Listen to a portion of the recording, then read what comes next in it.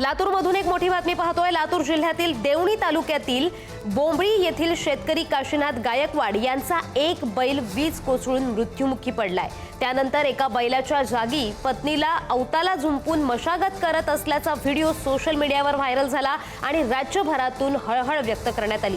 या घटनेची दखल घेत पशुसंवर्धन विभागाने गेल्या 10 जून रोजी तातडीने मदत म्हणून त्या शेतकऱ्याला एक बैल उपलब्ध करून दिला। मात्र मदतीसाठी दिलेला हा बैल 2च दिवसात शेतातील मशागती दरम्यान खाली बसला।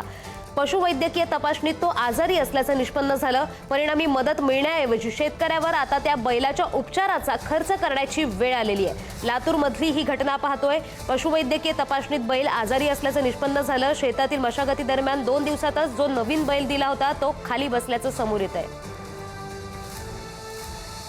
याच संदर्भात अधिकच्या अपडेट्स देत आहेत आमचे प्रतिनिधी श्रीराम जाधव। श्रीराम, लातूरमधून एक घडामोड पाहतोय।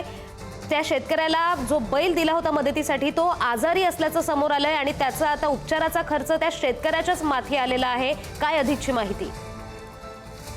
नक्कीच काही दिवसांपूर्वी देवणी तालुक्यातल्या बोंबळी इथले जे शेतकरी काशीनाथ गायकवाड यांचा एका बैलजोडीपैकी एक बैल वीज पडून दगावला होता। त्यानंतर त्यांनी शेतीच्या मशागतीसाठी पत्नीला अवताला झुंपून मशागतीत काम सुरू केल्याचा एक व्हिडिओ समोर आला। पण त्यानंतर राज्यभर चर्चा सुरू झाली होती आणि या घटनेची दखल घेत प्रशासनानं आणि पशुसंवर्धन विभागानं 2च दिवसांपूर्वी त्यांना तात्काळ एक बैल उपलब्ध करून दिला होता।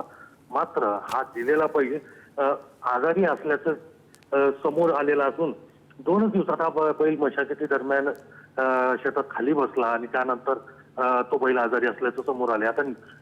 आता त्या शेतकऱ्यावरती त्या बैलावर उपचार करण्याची वेळ आलेली आहे आणि त्यासाठीचा खर्चही आता शेतकऱ्यालाच करावा लागणार आहे। जी धन्यवाद श्रीराम दिलेल्या माहितीबद्दल।